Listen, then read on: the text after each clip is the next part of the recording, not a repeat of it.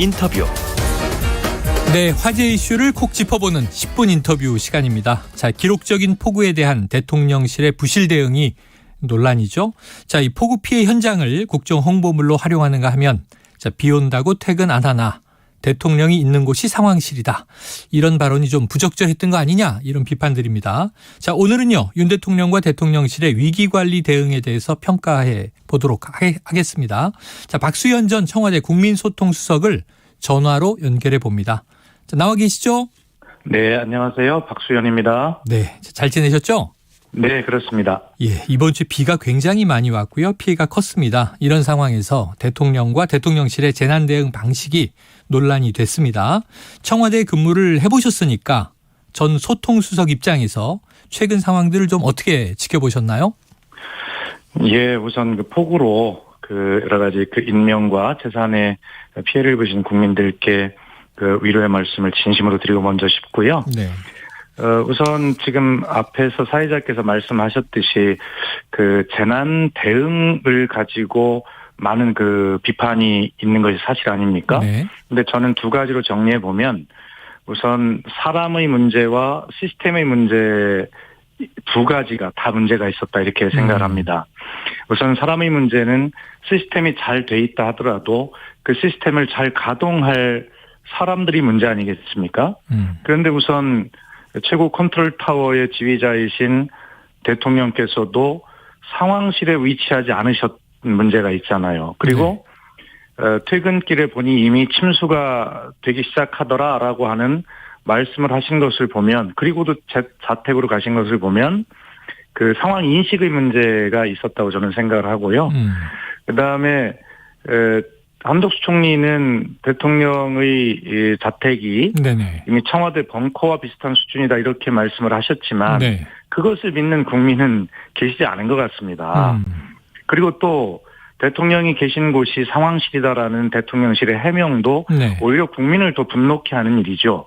바로 이렇게 보면 시스템이 있다 하더라도 이것을 운영하는 사람들이 문제가 인식이 잘못된 것이 큰 문제이고요.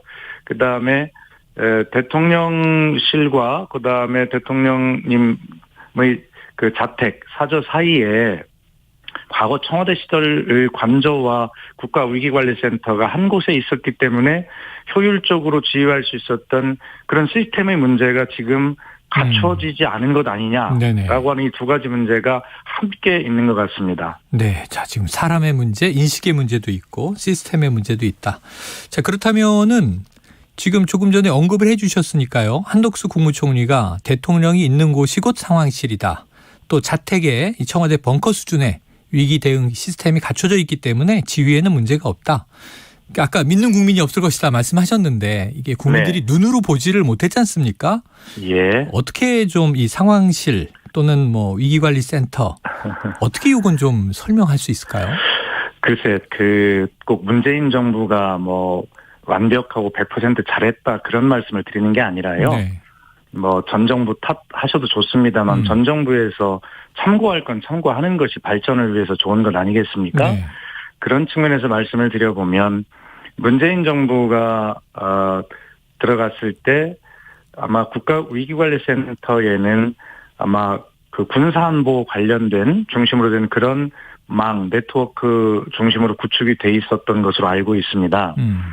그러나 지금 안보라고 하는 것은 그런 군사안보만 있는 것이 아니라 이런 재난재해도 네네. 국가안보에 해당할 수 있고 네. 경제위기도 안보에 해당할 수 있으며 네. 또 공급망의 리스크 같은 것도 국가안보에 해당할 수 있잖아요. 그렇기 때문에 문재인 정부에서는 청와대의 국가위기관리센터에 군사안보망뿐만이 아니라 모든 재난재해 그다음에 공급망 위기 이런 모든 것들을 다 문제를 컨트롤 타워로서 역할을 할 수 있도록 그런 망을 구축하는 데 상당한 노력을 기울였고 비교할 수 없는 수준의 그런 망을 구축해 놓았는데 이 청와대가 용산으로 이제 대통령실로 옮겨가면서 이 망이 안정적으로 이전이 되고 작동할 것이냐라고 하는 그런 문제가 임기 초부터 계속 제기돼 왔지 않습니까? 네네. 그래 지금 현재 윤석열 정부는 그런 안보의 공백 없이 충분하게 이전할 수 있다라고 이야기했지만 국민들은 여전히 불안하다고 하게 느끼셨을 것이고 또 문재인 정부도 그것이 기왕에 결정된 것이니 안전하게 잘 이전이 될 수 있도록 최대한 모든 협조를 다한 것으로 제가 알고 있거든요. 그럼에도 불구하고 그렇게 심혈을 기울인 종합적인 국가위기관리의 네트워크가 대통령의 자택에 구축이 돼 있다? 그걸 믿을 국민은 없으시죠. 하여튼 이번을 계기로 어쨌든 벌어진 일은 국민께 점검을 해서 사과를 드리면 될 일이고요. 그다음에 그걸 반드시 이런 시스템의 위기가 오지 않도록 시스템의 분리가 오지 않도록 그렇게 빨리 바로잡아야 될 일이라고 생각을 합니다. 네. 그러다 보니까 최근에 고 노무현 대통령의 또 재난 대응 어록도 많이 회자가 되고요. 또 2020년 8월 4일 당시에 문재인 정부가 호우 대응을 하는 모습하고 최근 한덕수 총리 주재 긴급상황 점검 회의 모습이 비교되고 있기도 한데 그렇습니다. 자, 청와대에 계셨으니까 만약 가정을 해서 이번 주와 같은 폭우 예보 또 폭우 상황에서 박수석께서 대통령실에 계셨다. 그럼 대통령과 대통령실은 어떻게 대비하고 움직였을까요? 예, 우선 다 예고가 되어 있는 것이기 때문에 미리 국가위기관리센터는 가동을 하고 있었을 것이고요. 네. 그리고 모든 지휘 라인 선상에 대기하면서 그 폭우의 흐름들을 잘 그건 기본 아니겠습니까? 그리고 대통령께서 직접 NSC를 주재를 하셨어요. 그 당시에도. 네. 국가위기관리센터에 바로 도착을 하셔서 청와대는 관저와 국가위기관리센터가 거의 같은 공간에 있는 것이니까요. 1분 거리라고 하죠. 그렇습니다. 그런 것이고 또 그 당시에는 국무회의에도 아마 국가위기관리센터에서 했던 것으로 저는 그렇게 기억을 하거든요. 그런데 그 당시에 공개됐던 사진은 그렇게 대통령을 중심으로 아주 짜임새 있게 모든 장관들, 관여자들이 아주 꽉 들어찬 그런 아주 짜임새 있는 대응 모습을 한 장의 사진으로 볼 수 있는데 이번에는 대통령은 안 계시고 한덕수 국무총리가 한 두세 명의 참모와 함께 이렇게 전화로 대응하시는 이런 사진이 공개가 됐더라고요. 그 두 사진이 사실은 비교할 수 없는 그러한 모습을 사진 한 장으로 다 비교가 됐다 이렇게 보고 그렇기 때문에 국가 재난, 국가 위기에 대응하는 정부의 또 대통령의 인식, 그다음에 시스템의 가동 이 두 가지가 다 문제가 있었다라고 제가 서두에 그렇게 지적을 했던 것입니다. 알겠습니다. 자, 폭우 피해 대응에 있어서 이 대통령실이 논란을 스스로 자초한 것 아니냐 이런 평가를 들었던 첫 번째 지점이 있습니다. 국정 홍보물로 내놓은 한 장의 사진이었습니다. 카드뉴스다 해서 나중엔 없어졌는데요. 대통령실의 홍보 시스템 어떻게 보십니까? 우선 두 가지를 지적하고 싶은데요. 계속 이제 사진이 논란이 되지 않습니까? 대통령께서 해외 순방을 가실 때 준비하는 그 모습을 두 장을 공개를 했는데 컴퓨터 화면이 비어 있었다거나 그다음에 들고 계시고 보시던 서류가 백지였다. 그냥 백지였다거나 이런 모습들 그리고 낸시 펠로시 미 하원 의장이 방한했을 때 연극인들과의 만남을 하셨는데 그 만남은 좋습니다만 그 대화의 모습이 그 대통령께서 혼자 일방적으로 말씀하시고 연극인들은 고개를 숙이고 듣고 있다던 그렇게 보이는 사진의 공개라든가 또 특히 이번에 정말 참사의 현장 그 사진을 가서 홍보라고 그 사진을 선택한 것을 보면 아니 어떻게 대통령께 짐이 되기로 작정한 분들 아니면 어떻게 이런 사진을 선택을 할 수 있는지 그것은 상식적으로 납득이 되지 않는다. 이런 말씀을 드리고 싶고요. 그다음에 대통령실에서 어떤 사안이 발생했을 때 홍보든 대응이든 하는 것을 보면 저는 지금 시민사회 수석께서 그런 일을 감당하는 기능을 하시는지는 몰라도 저희 때는 홍보수석, 제가 국민소통수석이었잖아요. 제가 말씀을 드리고 대통령의 메시지를 정말 어떤 진실하게 그리고 틀리지 않게 그다음에 국민 눈높이에 맞도록 하여튼 진심을 다해서 전달하려고 노력을 하는 것 아니겠습니까? 그런데 시민사회 수석께서 주로 나오셔서 대언론 창구를 하시는 걸 우리가 볼 수 있잖아요. 그러면서 말씀에 많은 또 국민적 분노를 일으킨 말씀을 하셨단 말이에요. 지지율 하락이 야당의 악의적 공격 프레임 때문이라든가 이번에 폭우가 대통령이 비가 온다고 그러면 퇴근을 안 하냐라든가 네.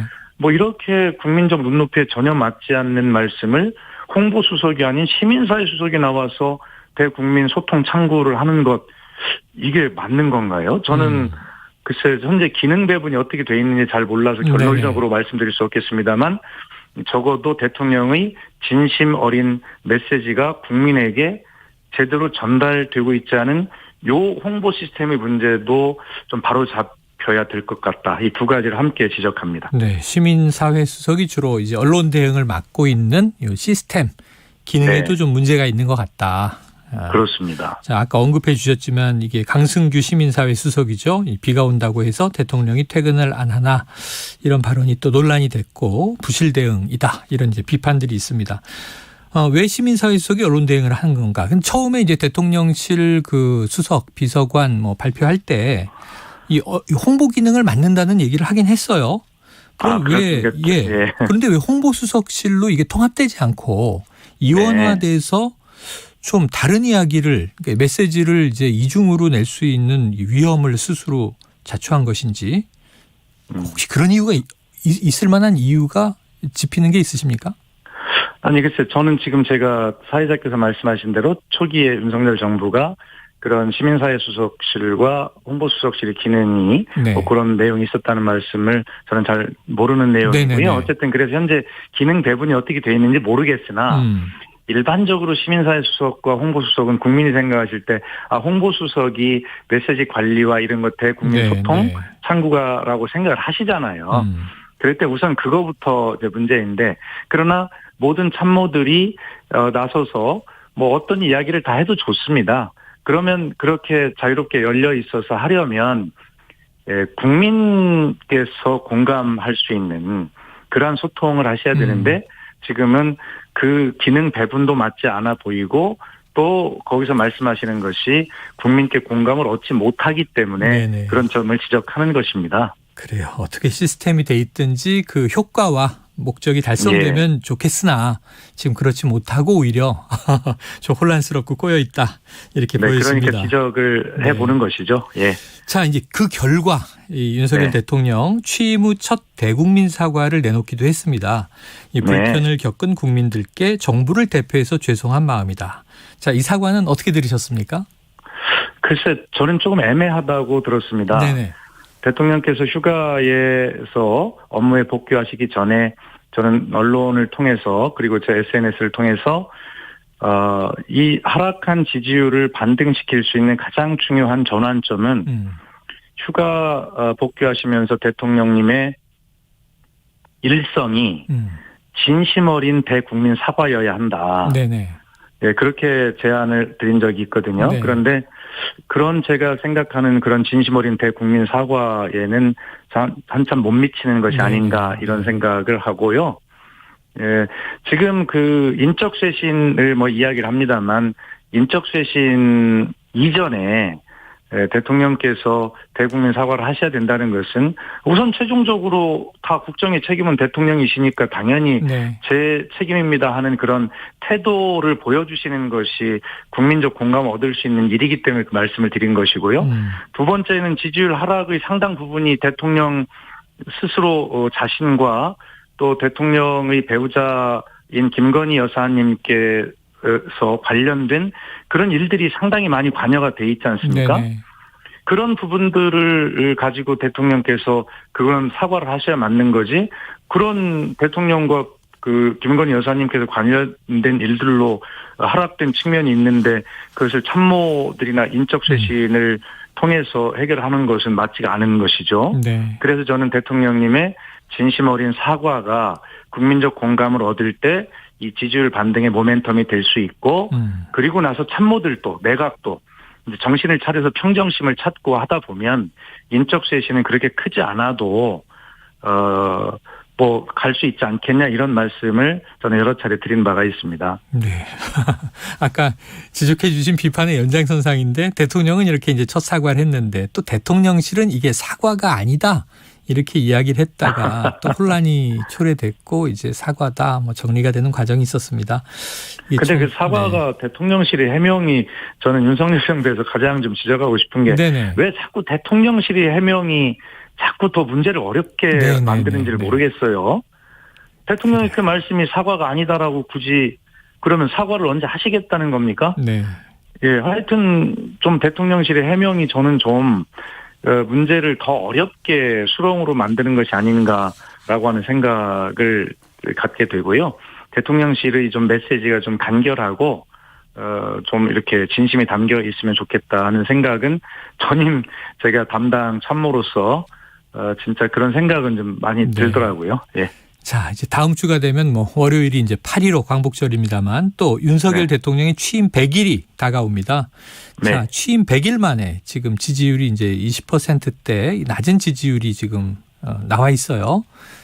여러 가지 이제 지지율에 대한 또 논란들도 있는데 한국갤럽이 지난 9일에서 11일 조사한 윤석열 대통령의 국정 운영에 대한 이제 내용을 보면 긍정이 25%, 부정이 66%.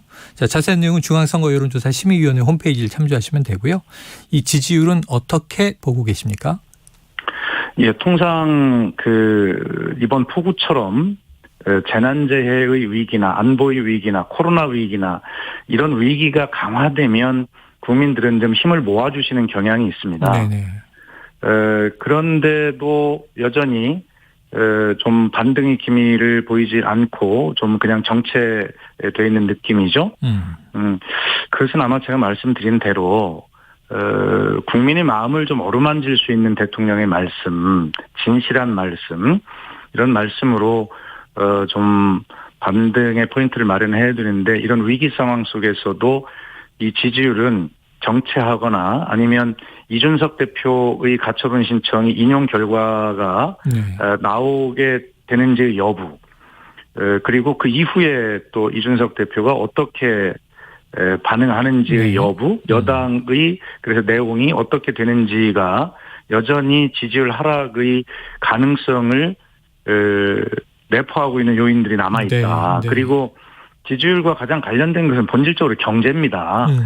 그런데 이 경제 상황은 지금 전문가들 견해에 따르면 적어도 내년 상반기, 후반기까지도 어려워 보인다라는 것이 일반적인 관측 아닙니까? 그런데 지금 윤석열 정부가 그런 대외적으로 환경적으로 지금 미치고 있는 경제 위기에 대해서 그것을 극복할 의지와 능력이 있는가에 대해서 국민들은 지금 아직 신뢰하지 못하고 있는 것 같습니다. 그래서 이 지지율은 뭐 당연히 올라야 될 것이고 또 뭐 그렇게 올라가기를 바라지만 대한민국 국민을 위해서요. 바라지만 적어도 그런 이 잦은 실수로 인한 이런 문제들은 빨리 대국민 사과로 좀 바로 잡으시고요. 그다음에 경제 위기 극복에 전념하는 그런 어떤 정부의 모습, 의지 이런 것들을 능력을 보여주시는 것이 지지율을 반등시킬 수 있는 아주 근본적이고 본질적 문제 해결 접근 방법이어야 된다고 생각합니다. 알겠습니다. 자, 이제 지금 윤석열 정부의 지지율을 조금 올리기 위한 또 이제 국정의 어떤 진정성을 위한 조언까지 주셨습니다. 오늘 말씀 여기까지 듣죠. 고맙습니다. 네, 감사합니다. 예, 지금까지 박수현 전 청와대 국민소통 수석이었습니다.